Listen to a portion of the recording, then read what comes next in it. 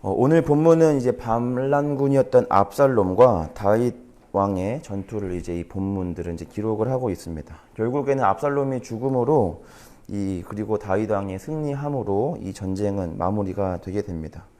그렇게 해서 결국에는 다윗 왕이 승리함으로 그의 왕권을 지켜냈지만, 그러나 이 어제 오늘 우리가 말씀을 살펴봤던 사무엘하 18장에서는 이 전쟁의 승패의 유무를 다루고 있지 않고 오히려 지금 이 아들을 잃은 아비의 마음, 그러니까 다윗의 슬퍼함에 조금 더 초점이 좀 맞춰져 있다. 그러니까 다른 신하들은 이 반란군을 진압함으로, 그리고 압살롬이 죽음으로 끝난 이 소동과 전쟁이 이제 평화가 가져올 거라고 하는 기쁜 마음을 보여주고 있지만, 그러나 아들을 잃은 아버지의 마음에는 그 어떤 기쁨도 보이지가 않는다. 그러니까 성경은 이 다윗이 자신의 어떤 왕권을 강화하기 위해서 애썼다기보다 그 압살롬의 죽음을 통해 다윗이 그토록 소중하게 마음에 품고 있었던 것이 무엇이었는가를 보여주고 있습니다. 특별히 사무엘하 18장 5절 우리가 어제 말씀을 보면 이 전쟁 중임에도 불구하고 다윗은 왕의 위치에 있음에도 불구하고 굉장히 사사로운 부탁을 그의 신하들에게 합니다. 그러니까 아비새 또 이때 요압에게 명령해서 나를 위하여 젊은 압살롬을 너그러이 대해달라는, 어떻게 보면 이제 왕으로서는 하면 안 되는 것 같은, 왜냐하면 적이잖아요. 적군의 어떤 이 수장을 너그러이 대해달라는 이해하기 어려운, 받아들이기 어려운 부탁을 하는데, 그 모든 부탁을 세 명의 지휘관들 뿐만 아니라 그 많은 이스라엘 사람들이 이제 그 다윗의 명령을 듣게 됩니다. 그럼에도 불구하고 이제 압살롬은 죽게 됩니다. 다윗의 노력에도 불구하고 이 압살롬의 죽음의 소식을 들었던 이 다윗은 큰 슬픔에 빠져서 이 32절과 33절에 결국에는 그 소식을 들었던 이 다윗의 어떤 절규와 애통함이 이 본문에 나와 있고, 이제 우리가 내 본문 살펴보게 되는 사무엘하 19장에 가서도 이 다윗의 슬픔은 쉽게 사그러들지 않고 많은 신하들, 그러니까 내 본문으로 치면 이 전쟁의 승리의 기쁨과 환호로 가득해야 되는 이 이스라엘 땅에, 그러니까 왕에게 헛되게 도전했던 자들의 패망함으로 의인들의 승리로 끝난 이 이스라엘 땅에 다윗의 슬픔으로 인해 그 이스라엘 땅은 그 슬픔을 온전히 만끽하기 어려울 만큼 무거운 분위기를 가져가고 있습니다. 그렇다면 이제 오늘 본문은 이 압살롬을 잃은 다윗의 슬픔을 통해 우리에게 무엇을 말해주고 있는가가 중요합니다. 우리가 사무엘 이 상하가, 우리가 이렇게 이야기를 우리가 이렇게 새벽마다 우리가 말씀을 볼 때 우리가 놓치지 말아야 하는 가장 중요한 이 저희를 우리가 살펴봐야 하는데, 완전하지 수는 없지만 다윗은 하나님 나라의 통치를 예표하고 있습니다. 그러니까 우리가 다윗의 통치를 보며 우리가 앞으로 가게 되는 하나님의 나라는 이런 나라가 되겠구나라는 것을 보게 됩니다. 그래서 이스라엘을 통치하는 다윗의 방법은 조금 독특합니다. 왜냐하면 이제 왕권을 강화하기 위해 치러야 할 그 값, 또는 사울의 어떤 적들까지도 자신의 편으로 하고, 다윗이 온전히 적으로 삼는 것은 늘 동일합니다. 동일한 기준인데, 그게 뭐냐면 자신의 왕을 위협하는 자들을 절대 적으로 삼지 않고, 다윗이 적으로 간주하는 것은 딱 한 가지 기준입니다. 그게 뭐냐면 하나님을 대적하는 자들이 다윗의 대적입니다. 그 기준점 외에는 왕권에 대한 위협을 하든 자신의 생명을 위협하는 모든 사람들을 다윗은 포용합니다. 그러니까 그런 어떤 포용적인 태도를 가지고 있는 다윗의 신하로 있는 요압이나 이 다윗을 통하여 어떤 높은 자리를 꿈꾸는 자들은 몹시 불편하기만 합니다. 그러나 다윗은 이 하나님의 통치를 예표하는 자이기 때문에 사사로이 자신의 어떤 왕권을 함부로 남발할 수가 없게 됩니다. 그래서 이 사무엘이 보여주는, 그러니까 사무엘하가 특별히 보여주는 이것은 뭐냐면, 다윗을 전면에 내세워 무엇을 보여주냐면 하나님의 통치는 이러하다라는 것을 이제 보여주고 있다라는 겁니다. 만약 다윗의 인생을 전반부와 후반부로 만약에 나눈다면, 사람마다 조금 이 기준점을 다르겠지만 제가 생각할 때는 다윗의 인생을 만약에 전반부와 후반부로 나누면 저는 밧세바 사건을 기준점으로 할 수 있다라고 생각이 듭니다. 왜냐하면 이 밧세바 사건을 이전으로 치면 다윗은 그의 열심과 또 신앙적 성공을 통해 하나님께 복을 받은 자의 삶을 보여줍니다. 그래서 왜 그가 하나님 앞에 기름 부으심을 받았고, 왜 그가 이스라엘의 왕이 되었고, 왜 그가 다윗인지, 그리고 후대에 그 역대상 역대하의 모든 왕들의 왜 기준점이 될 수밖에 없었는가를 보여주는 것이었다면, 이제 바세바 사건을 기점 이후로 다윗은 무엇을 보여주냐면, 그럼에도 불구하고 다윗도 한없이 연약한 인간이었기 때문에 결국에 인간은 무엇을 기대어 성장하는가를 보면 하나님의 용서와 은혜를 힘입어 성장할 수밖에 없는 인간이라고 하는 것을 보여줍니다. 그래서 다윗이 그 바세바 사건 이전으로 보면 어떤 열심과 또 신앙적 어떤 올바른 도덕적 인격에 따른 성품의 하나님께 예배함, 또 뭐 예배 때문에 예배, 또 삶을 통한 예배를 통하여 하나님께 참으로 성숙한 신앙도를 보여준다면, 이제는 그 바세바 사건을 한번 통하여 넘어짐으로 다윗이 뭘 경험하게 되냐면 그 하나님의 은혜로 또 성장하게 되는 모습을 보여줍니다. 다시 한번 말하지만 그렇다고 해서 바세바 사건이 모두에게 필요한 사건은 아닙니다.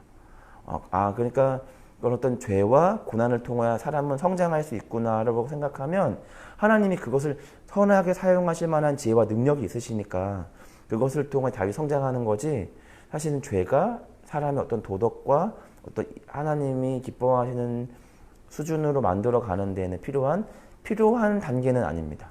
다만 하나님이 그렇게 하실 만한 능력이 있으실 뿐입니다.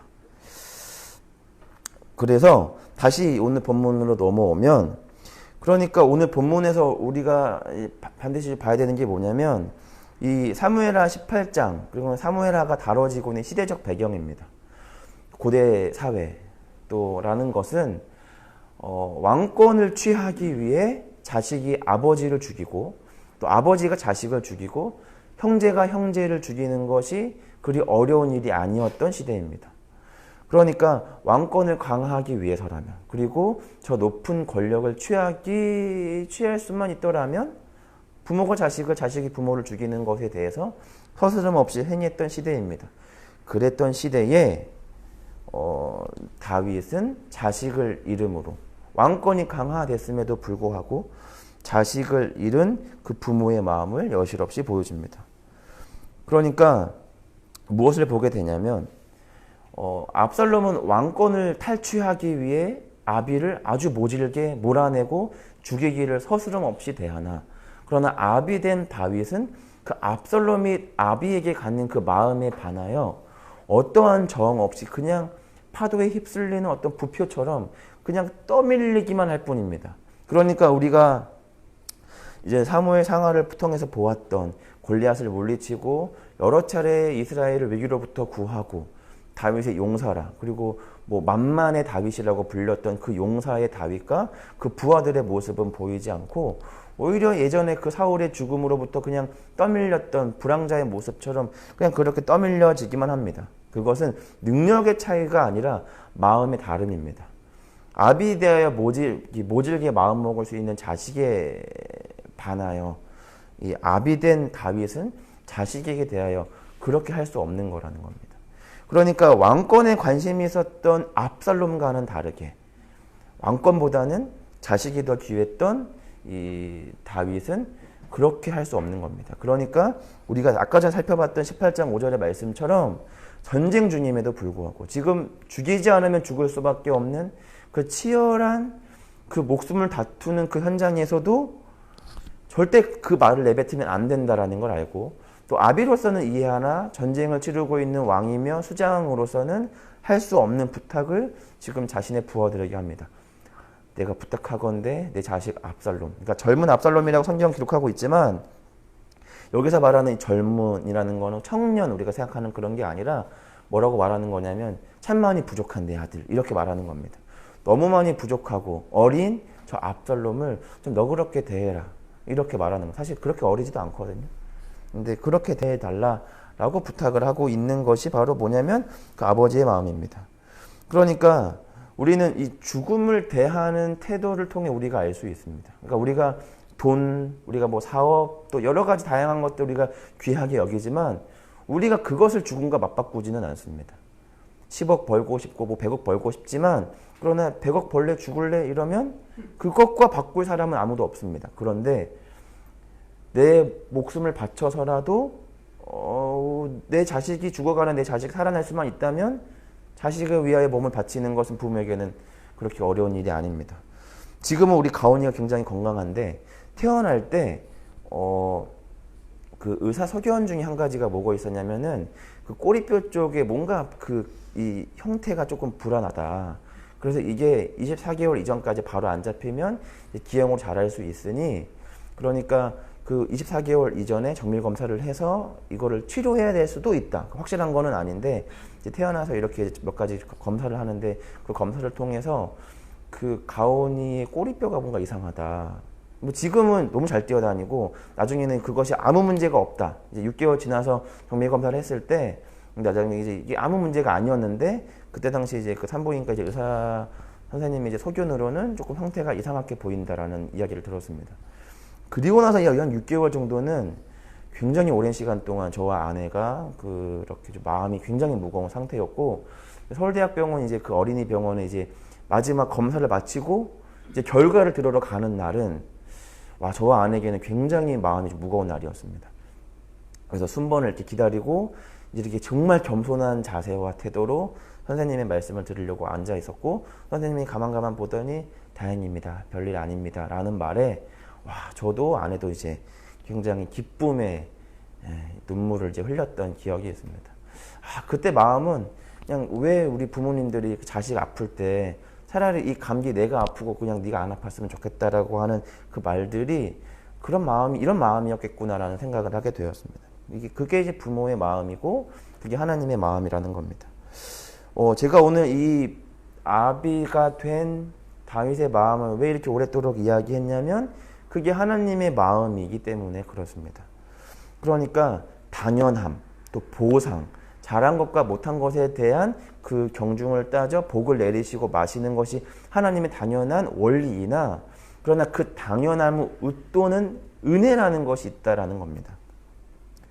찾아보면 좋은데 조금 번거로우시니까 제가 대충 말씀을 좀 드리면 마태복음 20장 1절부터 16절에 보면 포도원의 이 품꾼들 이야기가 나옵니다. 이게 뭐냐면 이제 그 주인이 포도원을 이제 하기 위해서 이제 그 장터에 나가서 일꾼들을 데려오는데 그래서 일꾼들을 이렇게 나갈 때마다 데려왔는데 일한 시간이 다릅니다. 하루 종일 일한 종들이 있고 한 9시간 일한 종들, 6시간 일한 종들, 그리고 해 진력의 마지막 1시간 일한 종들이 있습니다. 그래서 이제 어쨌든 그 약속한 품삯을 다 이렇게 지출을 했는데 먼저 누구에게 품삯을 줬냐면 1시간 일한 종들에게 이 한 데나리온의 품삯을 줬습니다. 한 데나리온은 당시 경제시장으로 원리로 치면 하루 일한 노동자의 값입니다. 그러니까 이제 하루 일한 노동자들은 무엇을 기대하냐면 1시간을 일한 사람이 한 데나리온의 품삯을 받으니까 그거보다 훨씬 더 오랜 시간 동안 일했던 자신들은 더 많은 보상을 얻을 것이라고 생각을 했습니다. 그런데 이상하게도 1시간을 일한 사람이나 6시간을 일한 사람이나 하루 종일 일한 사람이 모두가 동일한 한 데나리온을 받는 겁니다. 그러자 이 하루 종일 일했지만 한 데나리온만 받은 품꾼들이 그 주인에게 무엇라 따졌는데 그 주인이 그 품꾼에게 말한 핵심적인 두 가지는 그렇습니다. 첫 번째는 내가 너희와 약속한 것은 한 데나리온이니 그것을 지불한 것에 대한 나는 약속을 온전하게 수행했으니 그것에 대해서 문제할 것이 없고 또 두 번째는 1시간 일하든 6시간 일하든 그 사람들에게 한 데나리온을 주는 것은 그것은 나의 권리이지 너의 권리가 아니기 때문에 나의 권리를 내가 행하는 것은 그건 내 권리다.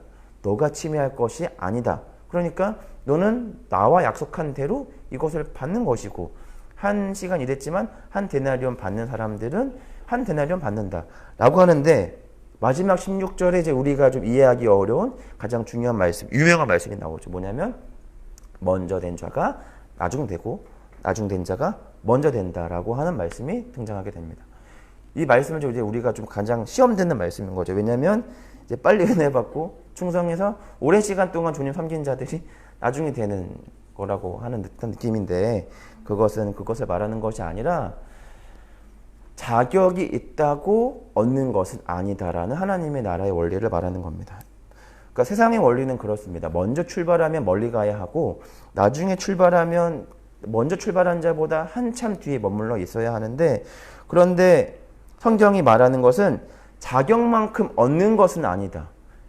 자격을 넘는 은혜가 늘 하나님에게는 있다라고 하는 것이고, 이것을 말하는 것에 대해 있어서 가장 중요한 것은 뭐냐면 열심히 노력하고 받는 복이 은혜보다 가치가 없다라고 말하는 것이 아닙니다. 열심히 하고 복 받는 거 너무 귀하지만 그러나 그것을 웃도는, 당연히 받아야 하는 것보다 훨씬 더 넉넉하게 베푸시는 것이 아버지의 마음이라고 하는 것이 가장 중요하다라는 거죠. 하나님의 통치는 그러하다. 탁 냉혹하게 이렇게 막 9시부터 6시간 일했으니까 시급 받듯이 하나님의 나라는 그렇게 시급이 주어지는 것이 아니라 그것보다 더 넉넉하게 주고 싶은 것이 하나님의 마음이라는 거죠. 그러니까 자식집이 오랜만에 찾아온 부모가 양손을 무겁게 할 수 있는 대로 무겁게 하는 게 부모의 마음인 것처럼, 자식은 왜 이렇게 하세요 어머니 라고 하지만 그러네 그렇게 할 수 없는 것이 부모의 마음인 것처럼 딱 기준 잡아가지고 할 수 있는 것만큼 너가 나한테 이만큼 충성했으니까 내가 너한테 그만큼 복을 허락하겠다가 아니라 그것보다 훨씬 더 웃돌게 베푸는 것이 아버지의 마음이라고 하는 겁니다. 설령 다윗처럼, 압살롬의 관계처럼 하나님을 대적하고 몰아내고 그렇게 하나님의 자리를 위협했던 우리였지만, 그런 하나님은 우리의 그 반역함을 괘씸히 여기지 않으시고 우리를 슬퍼하시며 안타깝게 여기시며 다시금 우리에게 그 은혜를 베풀어 주신다라고 하는 겁니다. 여러분 오늘 말씀을 보면 잘 기억하셔야 됩니다. 우리도 한때는 압살롬의 자리에 있었습니다. 하나님의 자리가 귀하게 보여 그것이 먹음직하고 보암직하고 그것이 지혜롭게 할 만큼 탐스러워 보여 하나님의 자리를 탐한 적이 있었습니다. 그러나 하나님께서는 우리 가운데 작은 심판을 허락하셨지만 그러나 그것이 영원한 저주 가운데 머물게 하지 않으셨습니다. 그래서 하나님은 우리를 그 압살롬처럼 내치시지 않으시고 우리를 다시금 우리가 서야 하는 그 자리로, 살아가야 하는 그 인생의 자리로, 또 우리가 천국 백성의 자리로 우리를 다시금 세우셨습니다. 시편 103편 8절에 보면 다윗이 하나님을 뭐라 고백하냐면 그는 풍부하신 인자하심으로 노하기를 더디하시고 자주 경책하지 아니하시고 노를 영원히 품지 아니하신다. 그분은 우리의 아버지 되신다라고 말씀하셨습니다. 다윗은 그렇게 고백합니다. 그 밧세바 사건을 이유를 경험한 그는 그동안 열심을 통하여 자신의 신앙을 증명했던 자신의 이전과는 다르게 결국에는 우리가 그 열심을 통하여 하나님을 기쁘게 하지만 결국에는 우리가 무엇에 기대어 살아가는 존재냐면 하나님의 은혜에 기대어 살아가는 존재인 것을 자신은 깨닫습니다. 그러니까 이전에는 탕자의 형처럼 왜 저 탕자에게 그 은혜를 베풉니까? 라고 말하지만 사실은 내가 그 탕자였음을 알게 되는 겁니다. 그러니까 그리스도인이란 무엇이냐면 그 받은 사랑과 은혜를 실감하며 오늘도 우리 가운데 말씀하시며 요구하시는 그 순종의 삶을 기꺼이 항복하는 자의 삶입니다. 그러니까 이 말씀을 내가 어떻게 지켜? 이것이 아니라 지킬 수 없어. 그러나 그 부담스럽고 능히 감당하기 어려운 그 고통과 무거움의 책임의 그 요구들이 말씀을 보며 다시금 마음을 다잡으며 내가 하나님을 향하여 기꺼이 항복하겠노라고 오늘도 말씀을 통하여 다짐하는 자들이 그리스도인들입니다. 오늘 우리가 시편 103편 8절 다윗의 고백처럼 하나님은 인자하시며 또 노하기를 더디하시고 자주 경책하지 아니하시는 하나님이 우리 아버지 되심을 오늘도 고백하며 우리가 마땅히 받아야 할 복보다 웃돌게 은혜를 베푸시는 주님의 은혜를 기대하며 살아가는 여러분들 되시기를 간절히 소망하며 그 은혜를 실감하며 경험하며 그 받은 은혜와 사랑을 하나님과 내 이웃과 가정과 또 일터와 내가 함께 수고하는 동역자들과 또 우리 모든 이웃들에게 베푸시는 여러분들 되시기를 간절히 소망합니다. 기도하겠습니다.